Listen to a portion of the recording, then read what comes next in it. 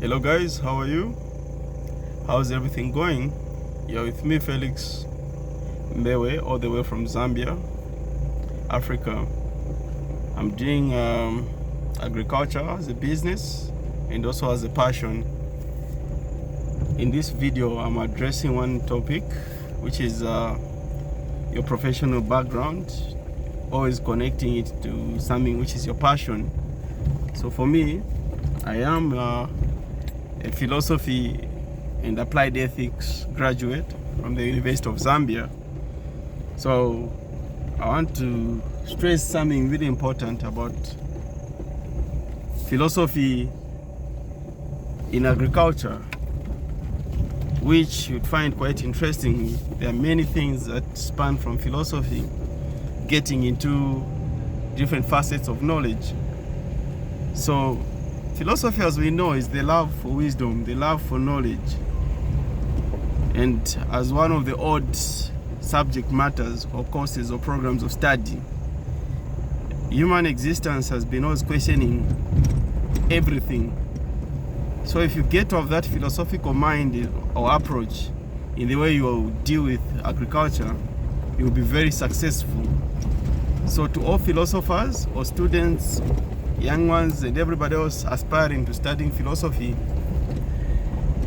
this is one way that you can apply philosophy or philosophical thought processes. So for example, I get to use existential philosophy, consequential philosophy, nihilism, materialism, Kantian ethics, and all kinds of philosophical approaches to unveil or answer questions that I get to have or want to do in my business or in agribusiness. So you realize, for example, I for one am into conservation, so I get to span in between consequentialism and Kantian ethics to answer most of the questions that I get to have.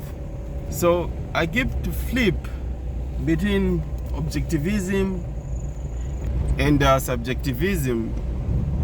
So I would give an example. As a conservationist or a conservation farmer, I always have thoughts or questions about the use of chemicals in my field, the use of conventional treatment for my crops, my animals.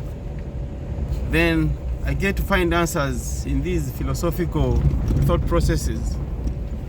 Then even when dealing with clients or my workers, same thing applies.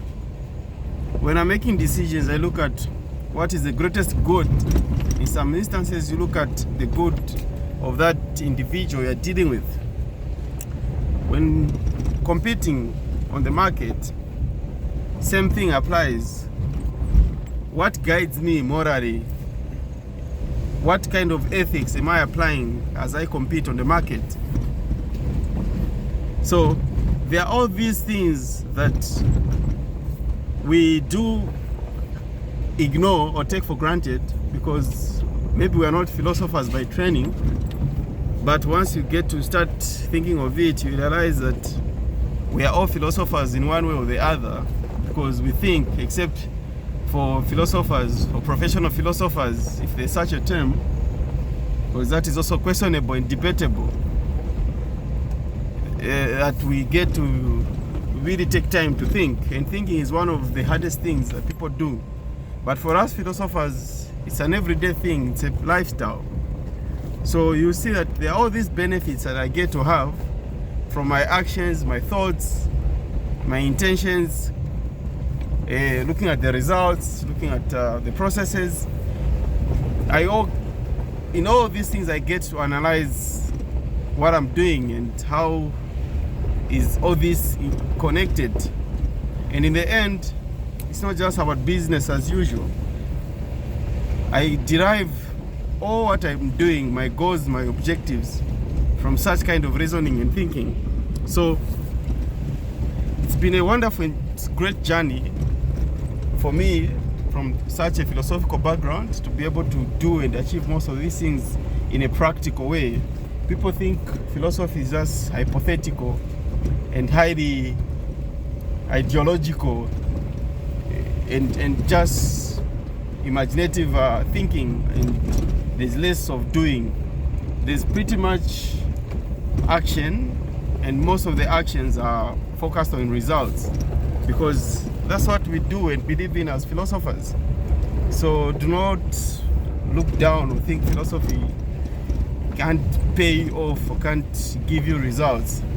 There's actually more than enough of the results that you gain and have from philosophy.